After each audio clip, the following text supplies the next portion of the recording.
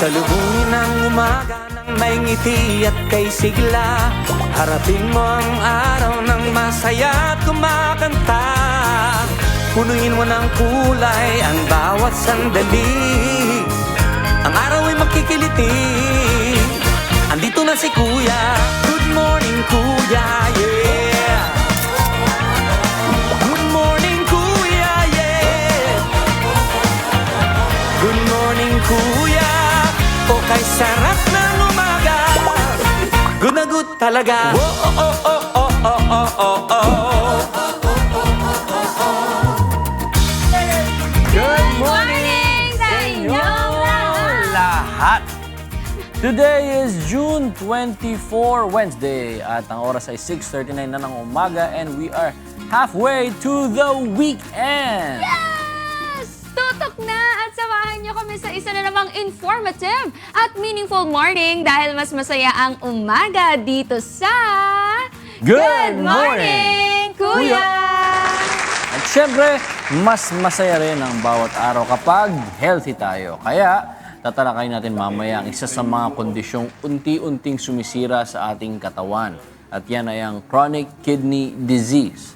Alamin natin kung ano ba ang mga paraan para alagaan ang ating kidneys at kung ano naman ang mga habits na dapat na nating i-unlearn para ito ay maingatan. Abangan yan mamaya sa ating usapang pangkalusugan.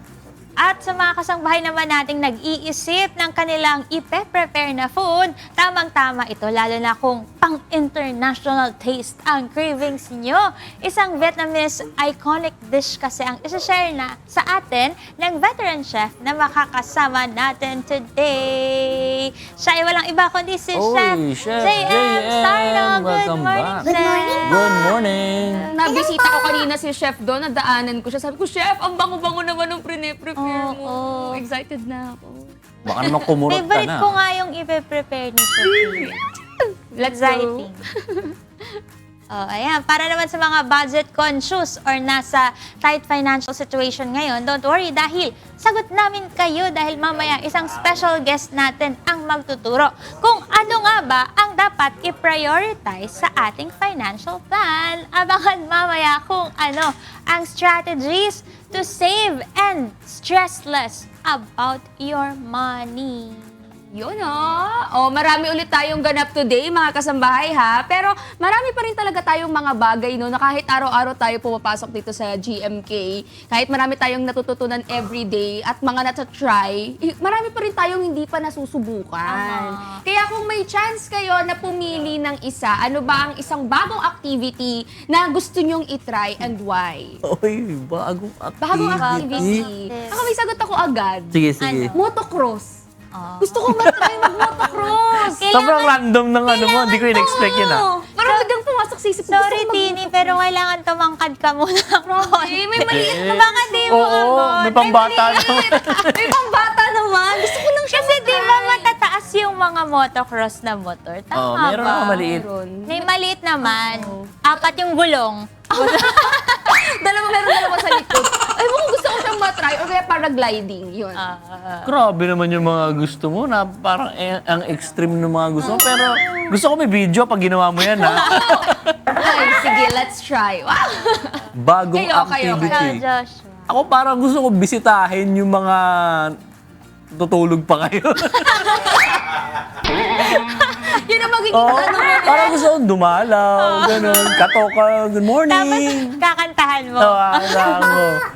Yun yung bagong segment natin. Harana. Bulabugan with Joshua. Oo, ba't kasi lagi tayo iniiwan, no?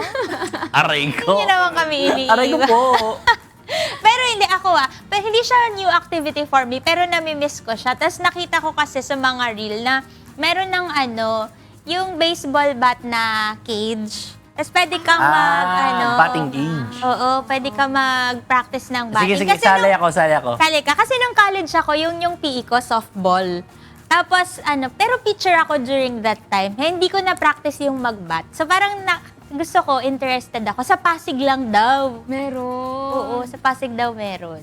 Sige, Gusto ko matry maghampasan yan. tayo dyan. Baka, kaya lang Hindi. baka tayo yung mano ng bola. Oo, baka sa atin Ganun na. tumama. Pero yung ginagamit, ay standard baseball, hindi softball. Oo, baseball. Pang baseball siya, mas maliit ng konti yung bola. Tapos meron siyang machine na siya yung magtatapon sa'yo. So parang interesting, di ba? Bakit siya sasamahan mo kung di mo ko sasamahan? Hindi kasi Pag interested. motocross? Naisip ko nga rin, parang interest. Kasi nakapagmotor na ako, so Ay, parang naisip ko, kapag malubak dyan, no, o di motocross na rin ako dun eh. Oo nga naman. Pero kayo mga kasambahay, kung meron kayong isang bagong activity na gustong magawa, ano ito at bakit? I-share nyo naman ang sagot nyo sa ating Facebook at YouTube Live dahil mamaya babasahin natin yan isa-isa. Kaya, I-comment mo na! That's right! At ngayon ay oras na para sa ating public service. Alam nyo bang para mas mabilis ang response sa pangangailangan ng publiko ay nagtulungan ng Department of Justice Action Center o DOJAC at ang Department of Social Welfare and Development o DSWD. Ang mga pamilya kasi na may nilapit na problema sa DSWD na sakop ng Assistance to Individuals in Crisis Situations o AICS ay i-refer at i-endorse ng DOJAC sa DSWD para makapagbigay ng tulong, financial, medical o transportation assistance. Narito po ang step-by-step process ng endorsement. Una po, ilalapit ng DOJAC sa DSWD ang case via email or Viber. At pagkatapos i-review and i-assess ng DSWD ang kaso. I-update naman ng DSWD ang referral status sa kanilang monitoring sheet. At kung nasa jurisdiction naman ng DSWD office ang case, ipoproseso naman ito under ng existing AICS guidelines and procedures. Pagkatapos niyan, ibibigay ng DSWD ang kinakailangan tulong at i-update sa monitoring sheet ng DOJAC ang action taken sa kaso. Pagkatapos na masolusyonan at ma-document, i-label na as resolved ang case at i-close. Para sa kompletong detalye, mag-inquire lang sa official Facebook page ng Department of Social Welfare and Development na at DSWD Serves. Diba? Magandang balita para sa ating mga kasambahay kasi financial, medical, malaking tulong yan sa ating mga kasambahay ngayon.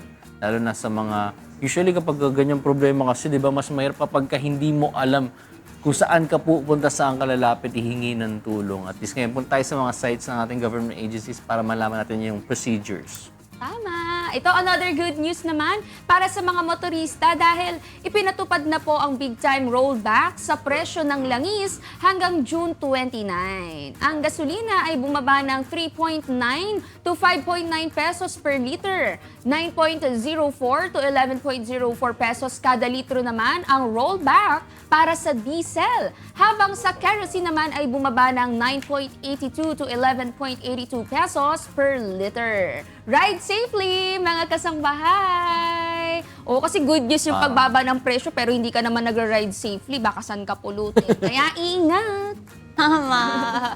Eto, may magandang balita rin tayo para sa mga taga Cebu. Binuksan na kasi ng Department of Social Welfare and Development o DSWD ang Walang Gutom Kitchen sa Cebu City para magbigay ng libre at masustansyang pagkain para sa mga nangangailangan. Matatagpuan po ito sa Pier 4 Ox Square Unit, Arellano Boulevard Corner, General Maximum Avenue Extension, Cebu City. Bukas ang Walang Gutom Kitchen mula 6 ng umaga hanggang 3 o'clock ng hapon o hanggang maubos ang nakahandang supply para sa araw na iyon. Bahagi ito ng programa ng pamahalaan upang makatulong sa mga individual at pamilyang nakakaranas ng kakulangan sa pagkain, kabilang ng ating mga kababayang nasa lansangan at iba pang nangangailangan ng agarang suporta. Uy, buti na lang, kumakalat na siya. Kasi ang dami naman talaga. Buti nga dito sa Pasig, meron tayo di ba? Yung Walang Gutom Kitchen. Tsaka sana madagdagan pa to para mas marami din yung makinabang. At wala nang magutom. Kahapon yung bisita natin, di ba? Nagpapakain Oo. din sila, yung chef natin kahapon. Kaya nakakatuwa kasi ang dami nakakakita nung kakulangan natin sa ganong aspeto at napupunuan sa awa at tulong naman. Tsaka good works ito mga kasangbahay, no? Kahit naman walang gutom kitchen, tayo meron din tayong pagkakataon, no? Na makabahagi sa mga ganitong programa. Or punta kayo sa mga MCGI Charity Centers, may mga pakain po tayo dyan na libre. At dahil dyan, kakain na ako. Anyway, Sabay tayo! uunahan ko na dat kayo eh. Kasi kami, may gutom na kami. Narito naman ang ating weather outlook ngayong araw. Dito sa Maynila, aabot ng 24 to 31 degrees ang temperature with 40% chance of rain. Kaya iwasan munang magbabad sa ilalim ng araw, lalo na kapag tanghali, at magdala lagi ng payong na panangga sa init at sa ulan. Tama! At para naman sa mga igsuon natin na binasaya sa Cebu, nasa 26 degrees hanggang 33 degrees ang temperature with 30% chance of rain. Kaya ugaliing mag-apply dyan ng sunblock, magsuot ng cap, at mag-shades para may Aba. panlaban kayo sa mga harmful ultraviolet rays kahit na may konting ulan sa ating dako. Sa Davao naman, 30% chance ang ulan at around 25 to 32 degrees Celsius naman ang temperatura. Kaya mas maganda, maagang umalis. O kung kaya naman, gawin na lang sa hapon yung mga errands natin para hindi masyadong tirik ang araw paglabas. Huwag muna tayo pumunta sa mga crowded places dahil kahit na may kaunting lamig na dala ang ulan, may risk pa rin na makaranas ng heat stroke o suffocation, lalo na kapag yung maalinsangan yung pakiramdam, yung humidity. Minsan, umulan nga, pero dahil nga sobrang init pa rin, yung humidity parang nakakadagdag nung nararamdaman mong init. O sa mga nasa Baguio naman, malamig talaga dito. 18 to 24 degrees ang temperature at 40% ang tsansa na umulan. Malamig ang panahon, kaya perfecto para magkape-kape at humigop ng mainit na sabaw. Alam niyo na yung uulamin niyo, mga kasambahay, ha?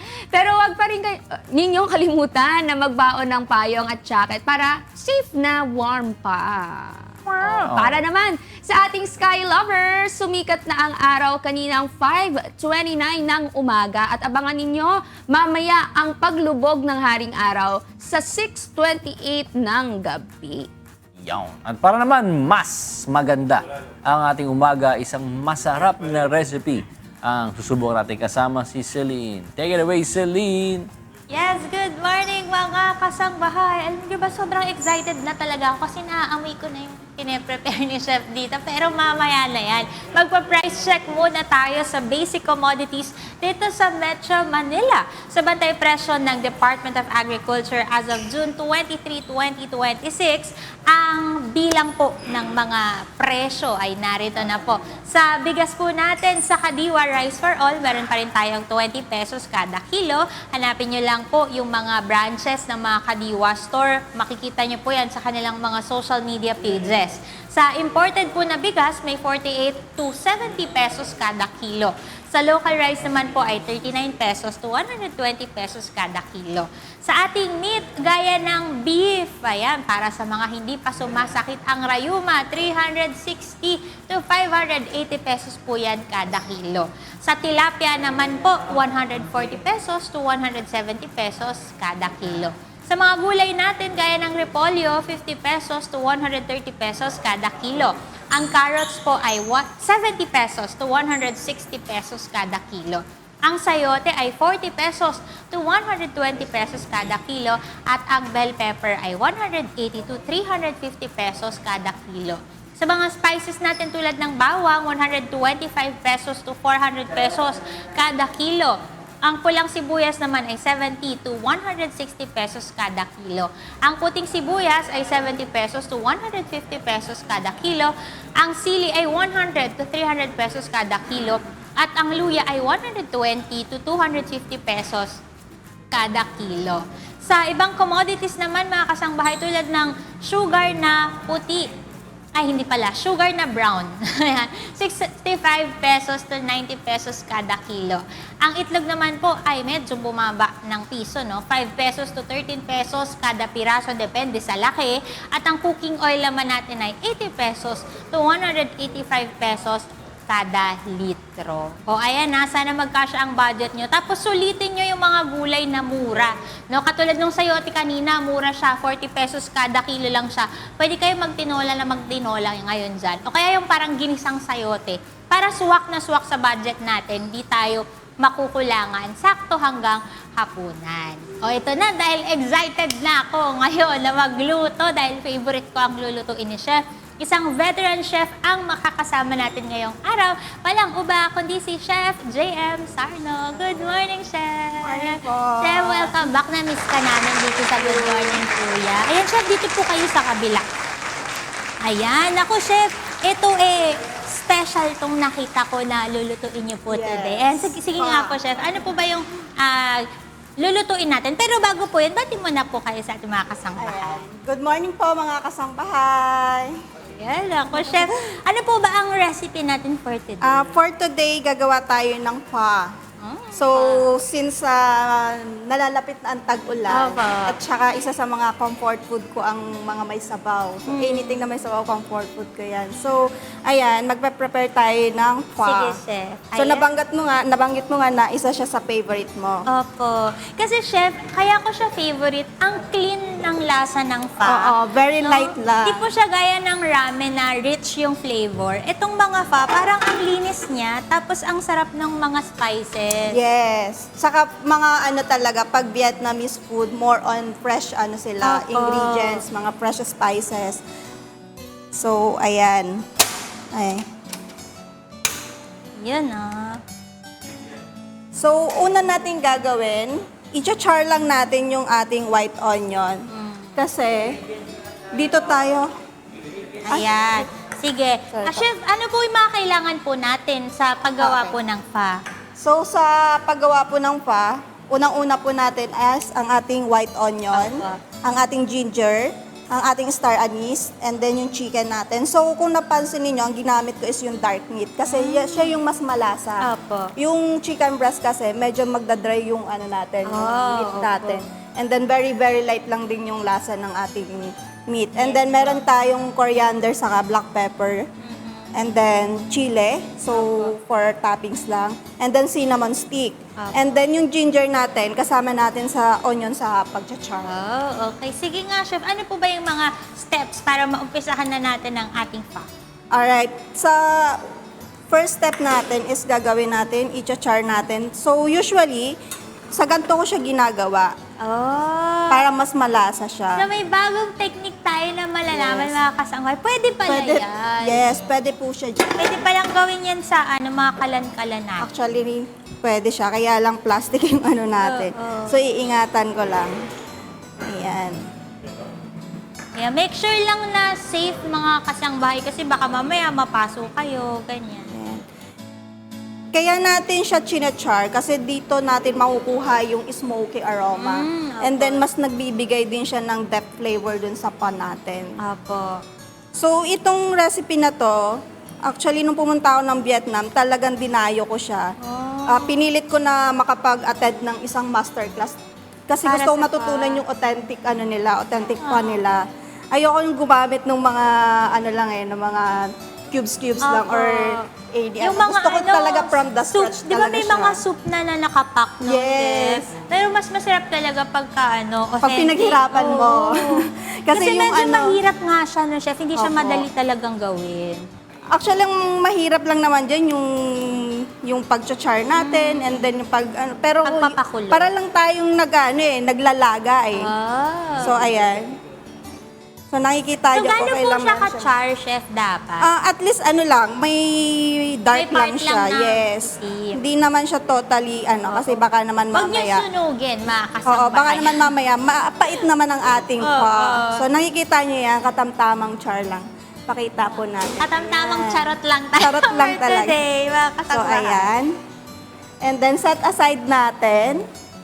Kuha tayo ng isang pan para ilagay natin ang ating cinnamon stick. Cinnamon. Chef, ito ba? Madali ba itong hanapin? Saan po ba Oo, nabibili? marami naman tayo sa mga grocery. Meron din tayo sa mga online shopping, ganyan. Oh, pwede na pwede natin nga siyang mag-order. mabili. Yes.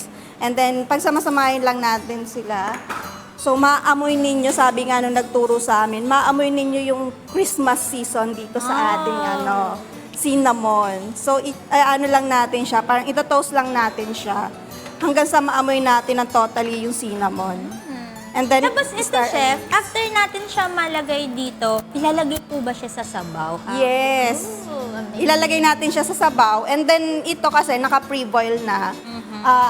Yung chicken natin, kasama natin sa pre-boil. And then meron na tayong ginawang parang broth niya. Ito na mismo yung broth ng pan natin. Bango. Yes. And then yung ano natin, yung noodles natin, niluto na natin. Madali lang naman siyang gawin, yung noodles. So, ayan.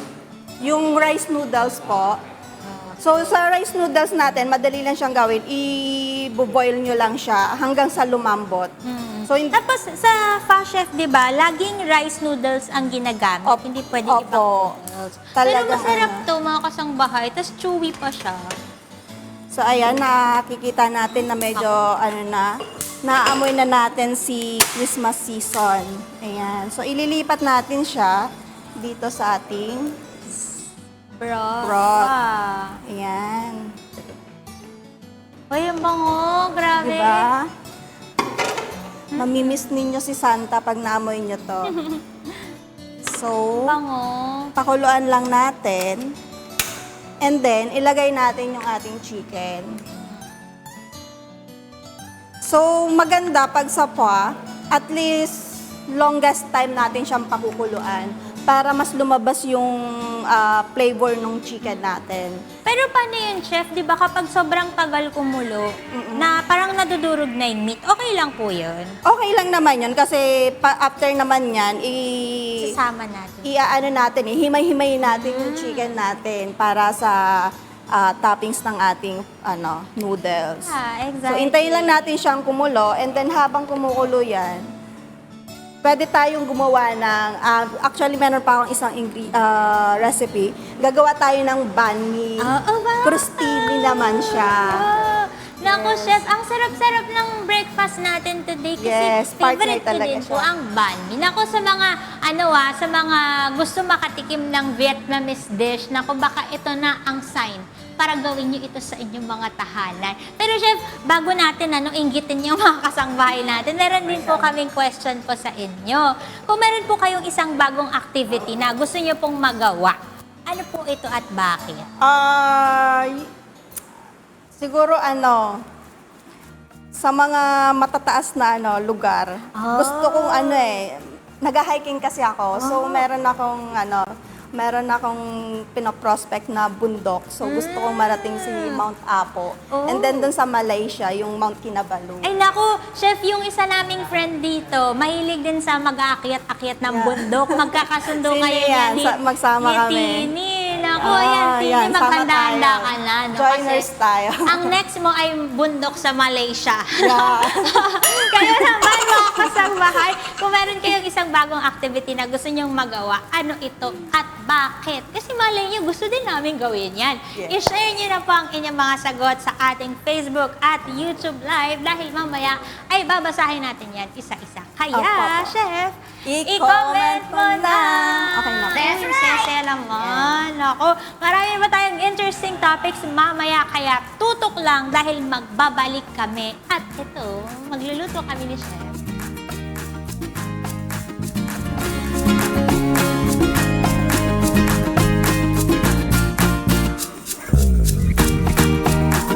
Welcome back sa Good Morning Kuya. Ang oras ay 7:05 ng umaga and it's time for Budget Check. Kamusta ba yung mga budget nyo ngayon, mga kasambahay? Kasi nalalapit na naman ang araw ng sweldo. Dapat may techniques tayo para hindi agad magpetsa de peligro. Kaya to teach us how to budget right and responsibly, makakasama natin ang licensed financial advisor na si Miss Riza May Reculio. Good morning. Welcome po sa Good Morning Kuya. Bati po muna kayo sa mga kasangbahay natin. Ate. Yan.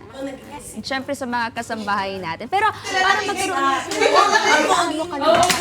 sa profession ito. And sa dami ng klase ng profession, bakit yung pagiging financial advisor yung pinush mo? Pogi yung isa. Sino? Didakta ko. Ako po ay graduate po ng BSBA Financial Management. Sa cum laude po, nung batch namin. So, at magto 3 years na rin po ako dito sa industry. So, kaya ko siya pinush kasi I want to learn something more about finances and I want to help other people also. Kasi sakit ng mga Filipino rin Yes. kasi yun. Yung minsan hindi tayo marunong hindi pala minsan. Sa madalas na pagkakataon, hindi natin alam saan natin ilalagay yung pera natin. At saka tabu yan. Pagdating sa Pilipinas, bawal pag-usapan magkano sweldo mo, Correct. saan ka binibili mong ganto. Parang, kaya ang mga Pilipino, mababa daw ang financial intelligence. Yes, I agree din po. Pero sa tagal mo po dyan sa profession mo na 3 years ka na rin, no, sa profession na yan, ano yung na-observe mo na mga silent budget killers na madalas hindi napapansin ng mga, katulad natin, ng mga Filipino na ito pala yung umuubos ng budget nila? Yes, actually marami po talagang hindi nakakaalam na silent killer pala ang isa sa reason is the transfer fee, yung bigla ang gastos, like may mag-aaya sa atin na, uy, tara, coffee naman tayo, tara, milk tea naman tayo, samgyup tayo, without allocated enough budget for that. So, I think one of the reason, the allocation ng budget natin, yun talagang isa sa reason bakit nauubos talaga. And that's the silent killer for me. Kasi na-experience ko rin siya on my own. Na hindi ko na-identify na yung mga maliliit na bagay pala or maliliit na akala natin maliliit lang pero pag pinagsama-sama, malaki pala siya. Kasama pala yung mga kaibigan talaga sa Yes. sa mga nakakaubos ng budget. Yung aya ng aya. Oh, actually, natawa ako dun sa sinabi ni ma'am. Kasi na-imagine ko yung meme. Di ba nauso yung meme na nagbaon ka sa office para makatipid? Yes. Pero bumili ka ng iced coffee worth 250 pesos. Correct, correct. Wala ka natipid, di ba? Oo. And aside from that, ano pa yung ibang mga silent na mga killers? Silent killers ng budget Silent natin. killer? Silent I- budget killer. I think is yung mga subscription. Oh. Yes. Like, for example, nakinig lang tayo sa music, may ads, di ba? Like Spotify or YouTube. So, minsan isip natin, ayoko nang makinig ng ads. So, kaya magpe-premium na lang tayo without proper budgeting na wala naman talaga naka-allocate doon. Right? So, I think that's one of the most common mistake ng mga Filipino people na akala nila maliit lang 149, 150, 200. Pero, pag pinagsama-sama mo sila per month, malaki pala siya. Oo. Yeah. Pero kung nauubos agad yung sweldo, paano po ba magsisimula naman yung mga kasambahay natin na mag-budget? Mag-start na tayo mag-budget. Okay, yan. So, syempre, I have a lot of clients na rin na tinuturuan how to proper handling finances, how to do proper budgeting, smart budgeting. So, for me, paano ba natin ma-allocate ng tama yung budget natin kapag hindi natin alam kung paano talaga tayo magsisimula? First thing first is kailangan alam natin kung saan napupunta yung money natin. So, for me, for my personal experience, ang ginagawa ko po is alam ko na, bago pa dumating yung sweldo, alam ko na kung saan naka-allocate yung budget. So, hindi ka mahihiya na mag-say no kung sino man yung mag-aaya sa'yo, friends man yan, relatives man yan, or minsan self mo kasi, I deserve this. Diba? So, yan yung nakakasira talaga ng budgeting allocation natin. Ayan. So, for me, kailangan po natin gawin is that kailangan alam po natin, nakalist po kung ano po yung mga kailangan natin gastusin day by day. Pero bagay nyo kanina na isa sa mga silent budget killers ay yung unplanned o unallocated na expenses. Paano naman natin ipo-proportion dun sa income natin yung allocation naman? Kasi pwede naman sabihin, ay 50% na to i-allocate ko sa deserve ko. Okay. Advisable ba yung ganun? Actually, that's one of the common sakit ng ating mga kasama din, most likely. But for me, kailangan lang talaga maging discipline. And you have to be responsible with your finances. Yes, mahirap talaga siya, pero kapag naging seryoso tayo, sa ating finances na gusto talaga natin na makaipon, gusto talaga natin na matuto, maging responsible. So, dapat alam natin kung ano ba yung categorize. The needs, the wants, and of course, saving or investing. So, something like that. So, yes, marami talagang hindi nakakaalam kung paano siya gawin, but marami namang way paano natin siya malalaman or may identify. But you have to learn and you have to grow as well doon sa pinag-uusapan natin about finances. It's a broad topic po kasi. So, kailangan i-value talaga natin siya. Pero bigyan mo naman kami ng idea paano namin properly ma-allocate yung budget namin. Bawa, ganito yung ina-expect ko na sasakurin. Ilang % ba nito ang dapat sa Okay. pang self-love? Ilan ba Okay. dito yung pang... Paano po ba yung gano'n? I love that topic, no? So, I love that question. So, common talaga, meron naman kasing budget rule, which is 50% for your needs, 20%, 30% for your wants, and 20% for your tithing, or for your investing, or for your savings. So, of course, before ka sumahod, alam mo na dapat kung ano yung nasa listahan mo. Ito, pambayad sa rent, pambayad sa water, pambayad, especially the food, hindi natin pwedeng kalimutan. Kumbaga, yung pinaka-importante muna dapat, yung kailangan nating unahin. Yan. Yun. Kaya mga kasangbahay natin, dapat meron din silang idea, no? Ano ba dapat yung paglaanan ng pera nila para hindi lahat nauubos? Yes. Pero ito po, kung halimbawa meron po akong extra na 5,000 na pera, o nagkaroon ako ng sideline, no? Saan ko ba po pwedeng magandang ilagay ito? Sa ipon ba? Mag-invest ba ako? Magbayad ba ako ng utang? O mag-travel na lang ako kasi sayang naman ito eh. Kita ko Yes, to na yes. extra. Yes, I think we deserve all of that naman eh, kung ano ba talaga yung priority natin. Okay, so marami namang tao, ang priority for now is the budget. Maraming priority is magbayad ng utang if may utang sila. Or, minsan naman yung iba, ina-allocate talaga nila sa pang-travel. Kasi, syempre, hindi Sobra naman, nila yun. yes, hindi naman pwede na palagi lang tayo ng work, right? Tama. Yes, so we have to enjoy din kung ano yung pinaghirapan natin. So, for me, if ever na may extra 5K tayo, kailangan malaman natin kung ano ba yung priority natin. Is it magbayad ng utang? Kung yun talaga yung pinaka-priority natin na identify natin siya, is dapat dun mo siya i-allocate. Minsan kasi yung ibang tao, ginagastos nila, hindi pala para doon. So, ganun siya. It varies kung ano yung meron, depende sa sitwasyon ng tao depende sa ngayon. situation. Yes. Eh wala naman akong utang, Yes, di ba? May yes. savings naman ako. Eh di mag-travel tayo. Yes, Go. mag-travel fund, di ba? Bongga. Okay. Pero paano may iwasan yung sweldo today, tapos pedya di peligro tomorrow? Kasi meron Nako. ganun, di ba? Parang 5 days bago magsahod, ayan Yan. na. 50-50 na lang yung pagkain, ganyan. Yes, Saktuhan na lang, wala nang angkas-angkas, mubit-mubit, ganyan. Okay. Ano na lang ngayon? Jeep-jeep muna. Oh. Uy, lalo na ngayon na kasi malapit na yung sweldo. So marami sa mga kababayan natin, baka pinagkakasya na lang yung last nila na 200 pesos.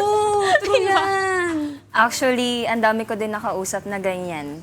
So, yan yung iniisip nila kasi maraming tao, alam niyo yung tinatawag na one-day millionaire. Oo, meron. 'Di ba? So, may mga tao, well, in my experience, may mga tao ko nakakausap na pagdating ng pera, okay, sige, tara kain tayo ganyan, tara mag-shopping tayo, tara saan tayo magpupunta. 'Di ba? So, without analyzing, ano, para saan ba tong pera ko na to? Para saan ba tong sweldo ko na to? Sahod ko na to? So kung hindi yan para sa gala, kung hindi yan para sa shopping, bakit mo siya gagastusin?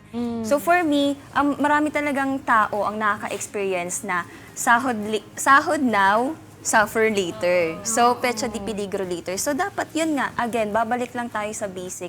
You have to identify ano ba yung kailangan mong i-allocate for the wants. Kasi yung petsa di peligro nanggagaling yan sa mga gusto natin eh. Sa mga hindi natin inaasahan na I deserve this.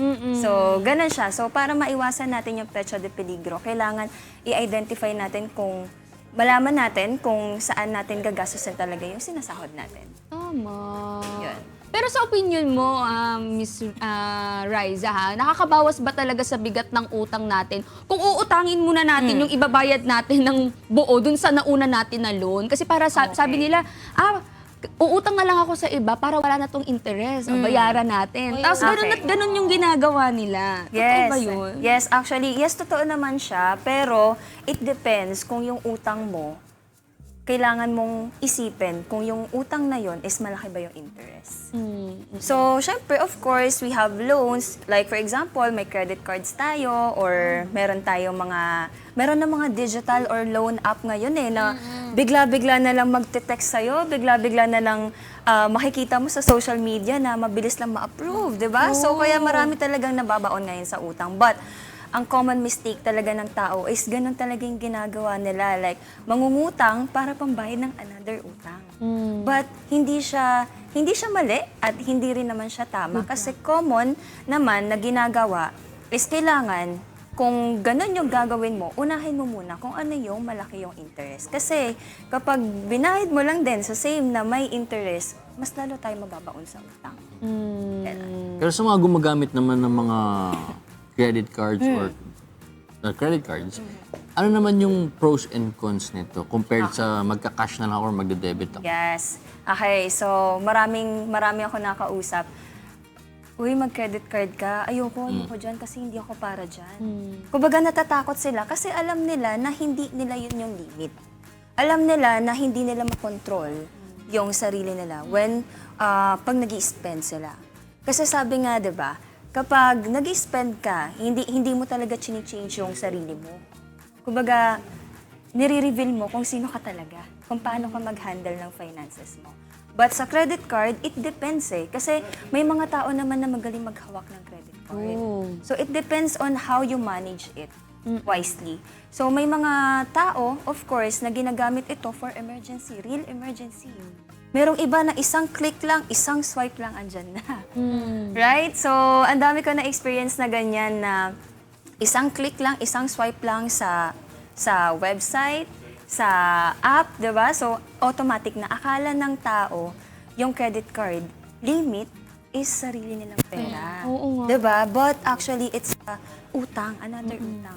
So, if ever nagagamit man tayo ng credit card, make sure na alam na, may bibilhin tayong isang bagay, alam natin na twice, kaya natin siyang i-afford before natin siya bilhin. Huwag kayo kaskas lang ng kaskas. Yes, huwag tayo kaskas ng kaskas lang, di ba? Tsaka kasi may points daw yun Yes. Diba? Yung iba hinahabol yung points, kaya yun daw yung ginagamit nila credit card. Pero mas maganda na meron ka talagang pera, pero card yung gagamitin mo, Yes, credit card yes. yung gagamitin mo, di ba? Kaysa swipe lang ng swipe. Ready ka magbayad. Yes. True. O this time, para naman po dun sa mga kasangbahay natin na kinakabahan na kasi guilty sila. At kailangan po ng tulong ninyo, kailangan nila ng advice sa isang financial advisor. Saan po ba nila kayo pwedeng makita at matagpuan? Okay, so you can find me on Instagram at Riza Mericulio _ and on Facebook, Riza Mericulio as well. And you can contact me on 0976-550-0101.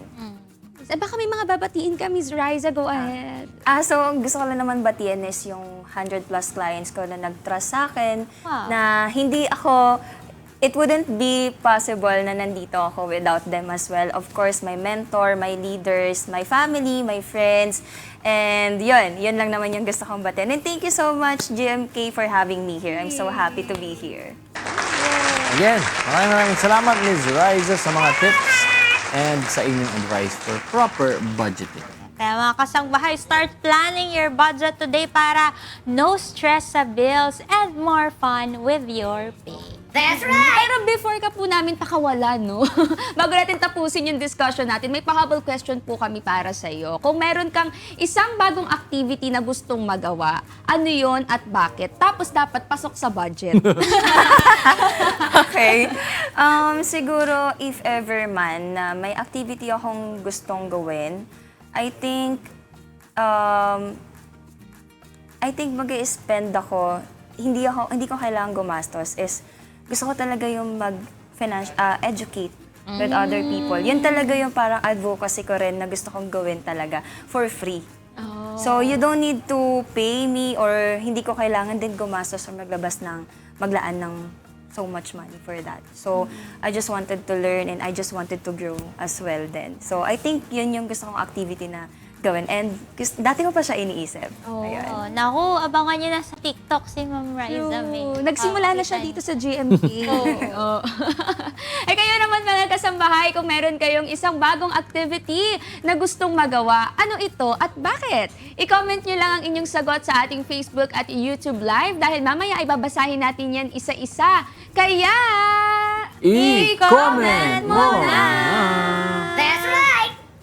At narito naman ang iba pa nating public service advisories for today. Ini-invite ng Technical Education and Skills Development Authority o TESDA Women's Center o TWC ang lahat ng graduates, trainees at job seekers sa gaganaping TWC Job Fair 2026. Pagkakataon nyo na para magkapera, magkatrabaho. Ito ay gaganapin na po bukas, June 25, 2026, araw ng Thursday sa Tandang Sora Hall, TESDA Women's Center mula 9 a.m. hanggang 3 p.m. Siguraduhin nyo lang na may dala kayong mga sumusunod. Maraming kopya ng inyong updated resume or CV, valid ID at government-issued documents, National Certificate o NC if applicable, Certificate of Employment if applicable, at ID pictures na 1x1, 2x2 o passport size. At syempre, mas mainam kung kayo ay naka-proper business attire. Para sa buong detalye tungkol dito, magtungo lang sa official Facebook page ng TESDA Women's Center na at TWC official page. Nagmamadali na naman tayo ngayong araw. Good luck sa lahat ng mag-a-apply. Good news naman para sa mga kababayan natin gustong makatipid sa gasolina at pamasahe at syempre gustong maging active. Meron na kasing free bike sharing services na hatid ang Metropolitan Manila Development Authority o MMDA.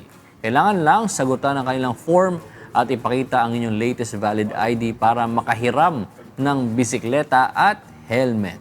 Pwede itong magamit from 2 to 4 hours at pagkatapos namang gamitin ay babalik din ang mga ito sa shelter at huwag kalimutan kunan ng picture. Pagkatapos yan ay kukunin lang ulit ang inyong valid ID at sasagutan lang ang client survey form. Kung mawala naman ang bike, mag-submit ng report sa nearest police station at sa MMDA Legal and Legislative Affairs Office. Pero syempre, para hindi na umabot dyan, kailangan nating alagaan ang ating hiniram na items at isoli natin on time. Tama. O mamaya naman, marami pa tayong tatalakayin kaya stay tuned lang dahil magbabalik pa ang Good Morning Kuya.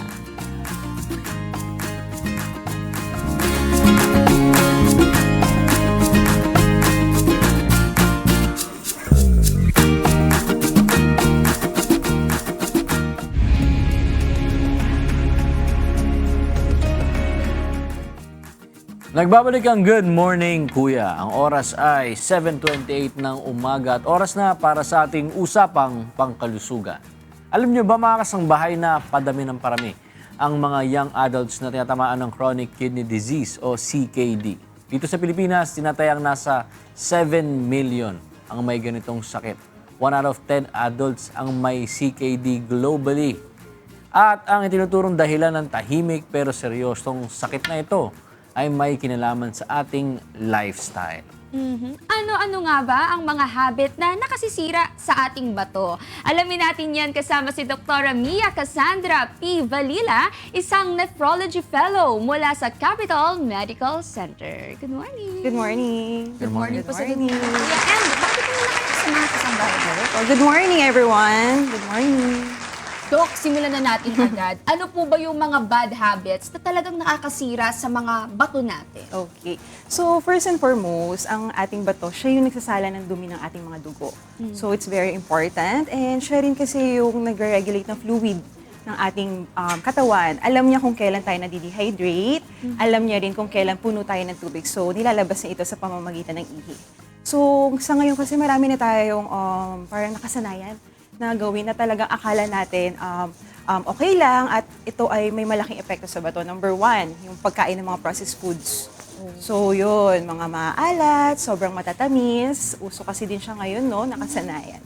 So yung isa din yung mga paninigarilyo at pag-inom ng alak.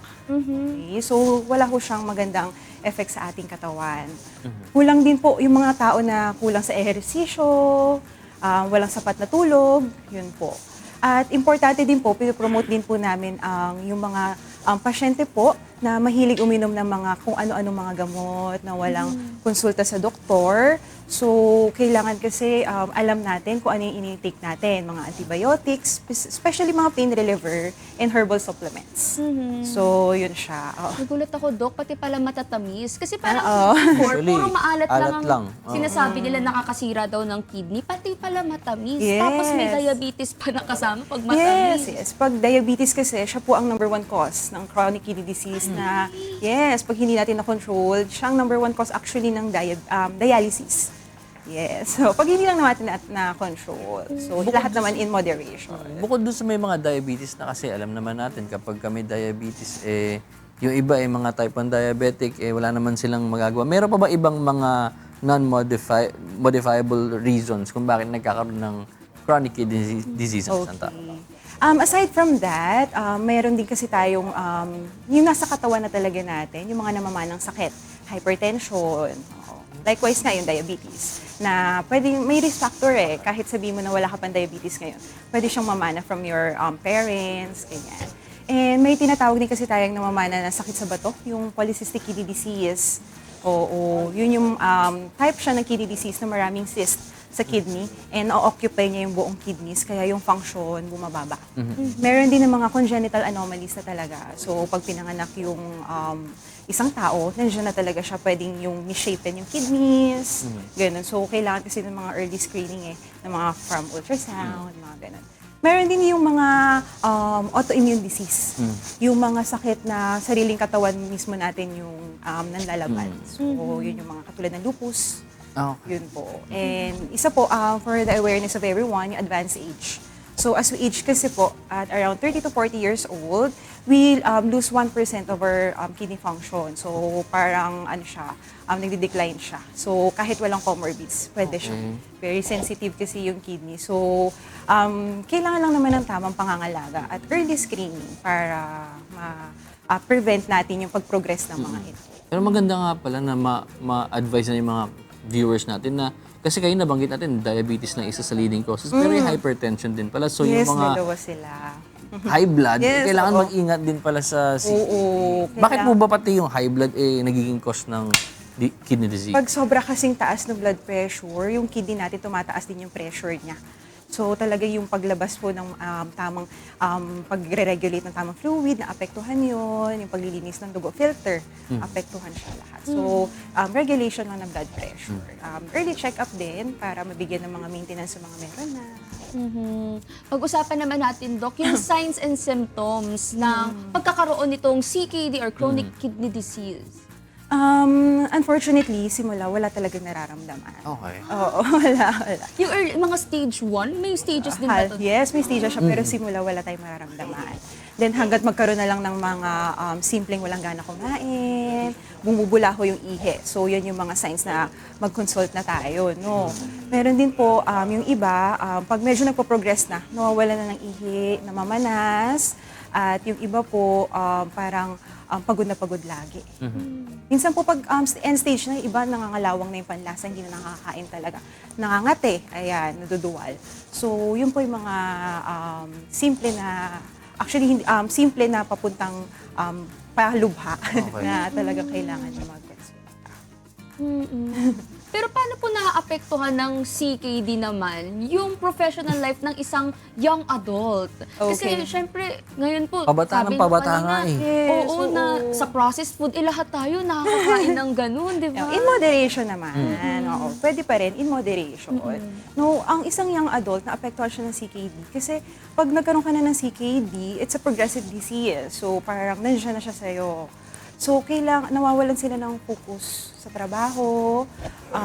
Number 1 din, emotional and financial stress kasama ng mga magulang nila. Sila din po yung mga halos lumiliban na sa trabaho. Kasi lalo't yung mga nadadialyze na po. Siyempre may schedule sila kung hemodialysis. So, parang yung time nila na imbis i-work, starting career, napupunta doon. Pero hindi naman po siya magiging hadlang pa rin. So, we allow pa rin naman. Depende ho sa physical state ng pasyente. So, bantay naman ang nephrologist pa rin. Pero once na diagnose na with CKD ang isang pasyente, wala na ba siyang chance na bumalik siya sa normal, healthy kidney? Okay. Ang chronic kidney disease po ay isang permanenting disease. Okay? Once na na-diagnose ka na, hindi na siya babalik sa normal, unfortunately. Ang magagawa ho natin ay ma-prevent yung progression. That's why we always promote early screening for the patients na kahit may mga lahi nga po. So, yun yung mga risk factors. Early screening na tayo para ma-prevent natin yung pag-progress pa niya. Huwag natin paabutin pa ng chronic kidney disease. Oo, wag natin paabutin din po ng mga late stages na kasi yun na yung karaniwan po yung mga nagkukonsulta sa amin pag dumating parang na sila stage 5 na, we offer dialysis na. Oo, kasi nga wala siyang nararamdaman. So kulang ngayon naman maraming programs na for early screening, so pwede natin na maagapan. So nabanggit niyo po kanina yung stage 5, yun yung dinadialysis. So pwede pong magamot or pwedeng magamot ang CKD nang hindi nagda-dialysis? Actually, wala akong gamot para mapababa yung Kinokontrol. KEA. Yes, kinokontrol lang natin yung papunta doon. So, pero hindi naman po lahat ng CKD ay nagda-dialysis. Okay. Oo, hindi naman. So, yung stage 5 lang. We have stage 1, 2, 3, 4, and 5. Yung 5 naman po yung nagda-dialyze. Usually, unless po there is compelling urgent indication to do it. Kahit anong stage pa, kung nagkaroon ng emergent na indication, we offer dialysis na. Ganun, kung kailangan naman. Pero para po dun sa mga pasyente natin na ayaw nila na lagi silang nagda-dialysis, pwede ba yung kidney transplant? Yes, we promote kidney transplant. No, we offer kidney transplant to those patients na CKD5, or we also have yung mga stage 4 pa lang. Merong tayo tinatawag na preemptive. So pag alam namin na doktor, nakita namin, ay mukha namang papunta na talaga siya doon. So we work na patient up na para magkaroon kidney evaluation as well as the donor para na natin siya ng kidney transplant. So, kidney transplant is a pinakamainam na kidney long-term renal replacement therapy, renal therapy na may offer namin. Kasi parang siya po yung normal na function ng kidney and kalidad na buhay na attain natin. Oo. With din po yun. Mas may maintenance medication pa rin kasi after the kidney transplant. And follow-up pa rin sa nephrology. Okay. So, stage 4 and stage 5, doon po nagde-decide talaga if pwedeng mag-transplant. Yes, Pero huwag natin paabutin pa ng stage 4 and 5. Paano po ba natin pwedeng maalagaan yung mga bato natin? Kasi nakakatakot nga naman na irreversible na. Oo, irreversible ang CKD. Maalagaan natin siya, number 1, balanced diet pa rin po. Okay? We prefer yung mga iwas tayo ng mga red meat, ganyan. In moderation naman. And we prefer getting protein from fish and chicken, clean meat. Pwede. Fruits and vegetables, we advise. And dapat best friend ho natin ng water. Ang tubig. Kailangan yon. Kasi ma-dehydrate lang tayo, pwedeng tumaas yung CREA Yung creatinine ho natin. No? And syempre ho, sapat na tulog everyday and exercise. Then, yung mga pag-take po ng mga gamot, always consult with your doctor. Kailangan kasi regulated din sila. And yun po, pag alam ho natin na may lahi na ho tayo ng hypertension, diabetes, o yung mga kamag-anak natin na nagda-dialysis na early screening. Yun po ang pinopromote po namin. How early po ba ang advisable? Usually po, pwede ho na 40 years old, o kaya po minsan po meron naman po na mga bata pa lang, kahit mga youth, kasi minsan yung mga parents nila nagda-dialyze na. So, minsan din kasi yung polycystic kidney disease na mamana nga siya. So, minsan, bata pa lang, nakikita na may seizure. Dok, nang napapanood po kayo ngayon ng mga kasambahay, gusto nila sa inyo mismo magpaalaga. Pwede niyo po bang i-explain sa kanila yung CKD Care sa inyo naman pong hospital na pinapasukan sa Capital Medical Center? Okay. Sa Capital Medical Center po, we always promote early screening and long-term monitoring. So, meron ho kami doon, marami ho kami actually, mahuhusay na nephrologist na pwedeng magbantay sa inyo po, no? So, we do risk evaluation, risk assessment. We always do, we are capable po of laboratories na makakapagbigay ho sa atin ng mga values kung saan po mamomonitor, magsisimula ang monitoring natin. We always do rin po na nutrition and lifestyle advices.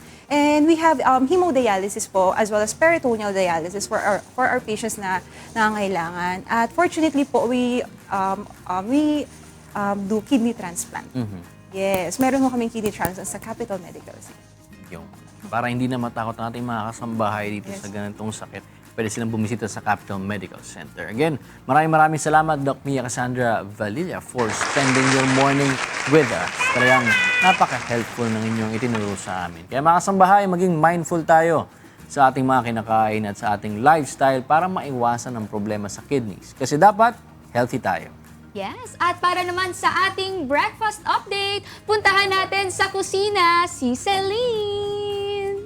Hello! Ang bango-bango dito, nagliluto ni Chef. At dahil excited na kami, ito na, papakita na natin ang pagpe-plate ng ating pho. Ayan, Chef, natapos na ba yung pagkulo-kulo natin dyan? Yes. So, i-ano lang natin siya. Talagang laga-laga lang ang Oo. pho, no, di ba, Chef? Ayan. Ako, So, eto meron na noodles. tayo naka-reading plate dito. Yan. Ang ating pho. Ito ng ating So, naglagay noodles. lang tayo ng green onions and then yung shredded meat natin. And then, naglagay ako ng may konting spike ng anghang. Oo. Pero hindi naman siya totally manghang. And then, salain lang natin siya. Make sure lang na hindi magsasama yung mga small particles para nilagay natin yung ating soup. Wow. Ako, ang sarap. So, ang ng hinahanap pho. natin sa ating pho, yung medyo clear na soup. broth. Oh. Yes. And then, parang nag-golden brown. Ayan. So, kung nakita ninyo, wala tayong nilagay na any fats dito. Kaya, ang pinili natin is yung yung chicken na thigh para mas lumabas yung fats niya. Wow. So, ayan. And then, lagay lang tayo, drizzle lang tayo ng konting sesame oil. Naku, sobrang bango niyan, Chef. Ayan. So, ito Ayan na ang na. ating pho.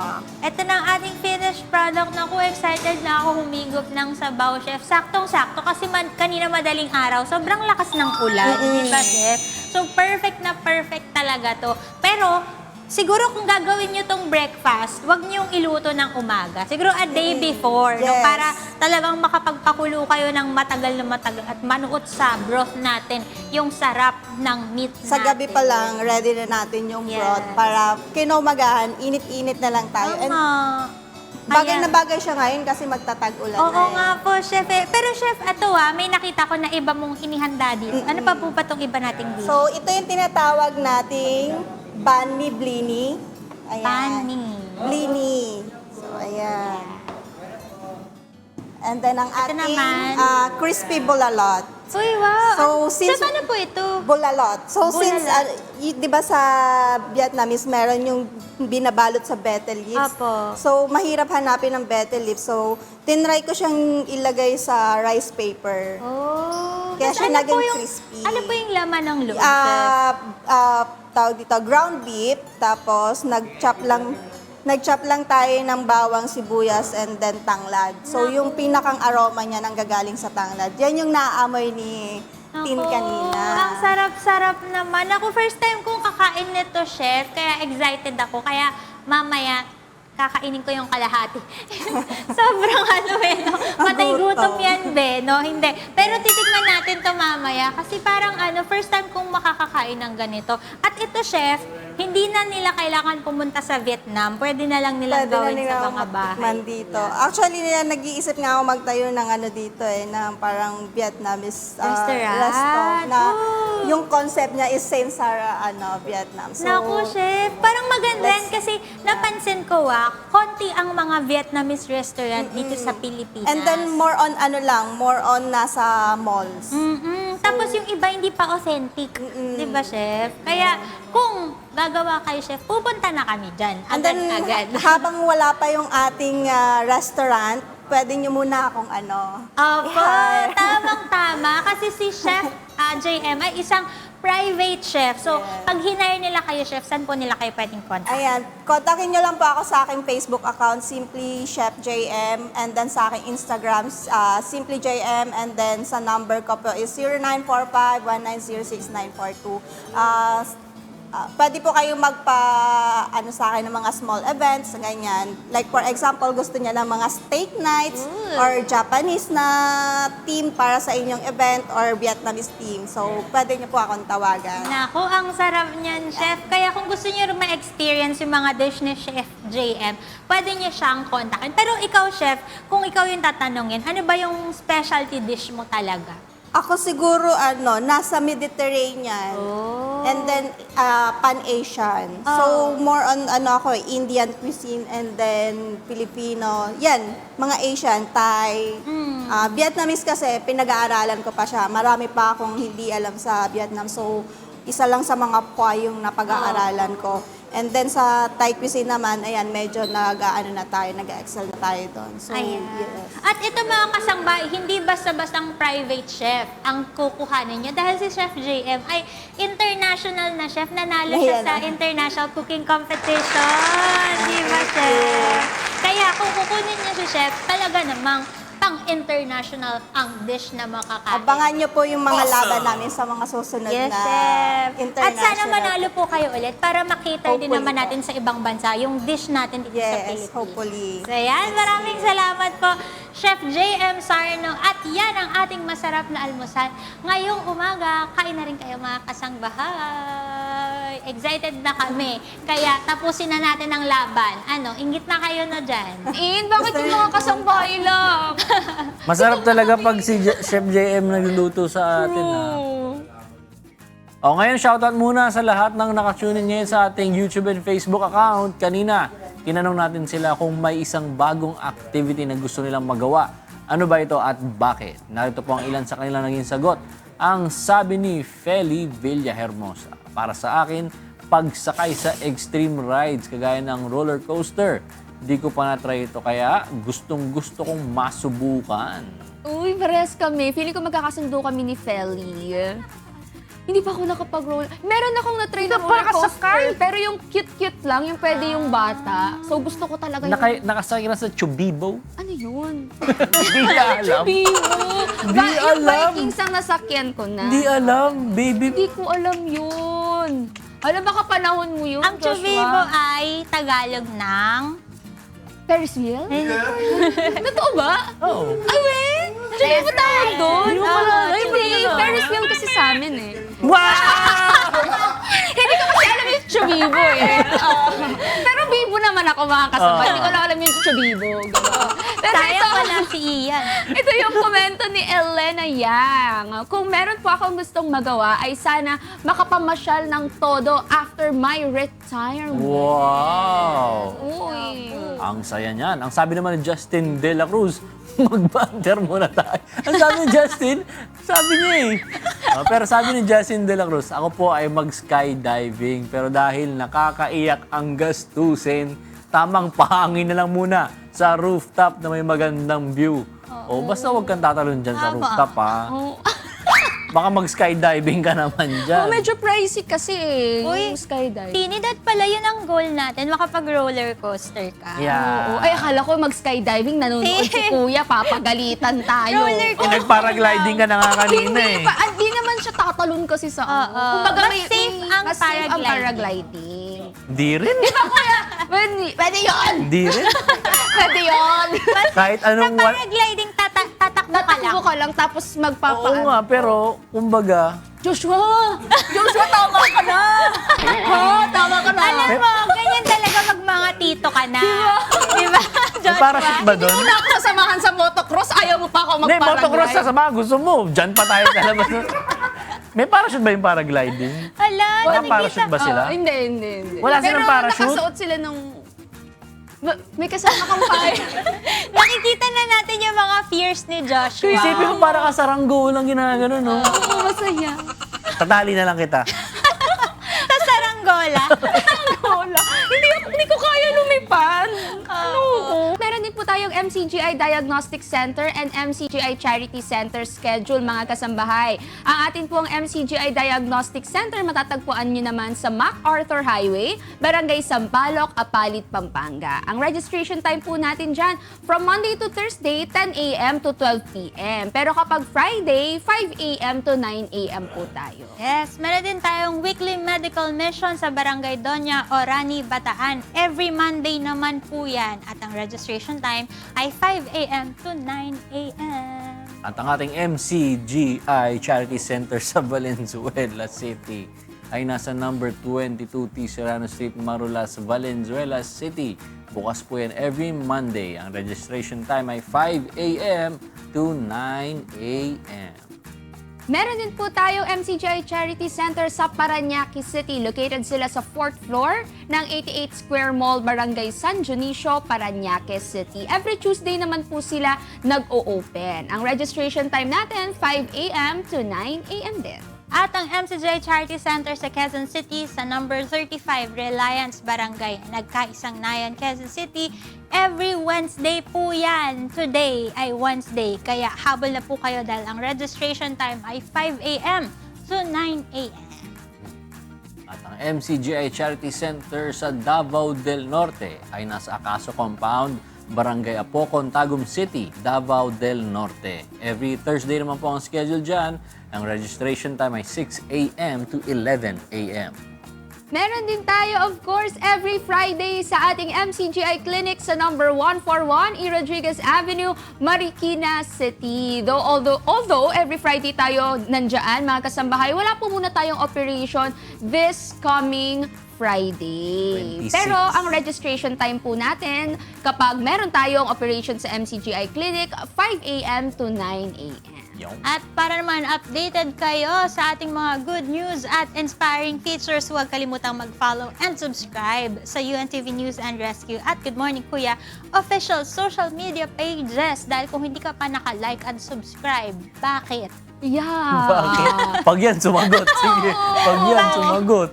Sige, batiin muna natin yung Siski and Broski natin. Kay Siski Ira, enjoy sa Korea. Kay Iya, Enjoy hindi sa namin alam camp. kung anong nangyari sa'yo, pero good morning.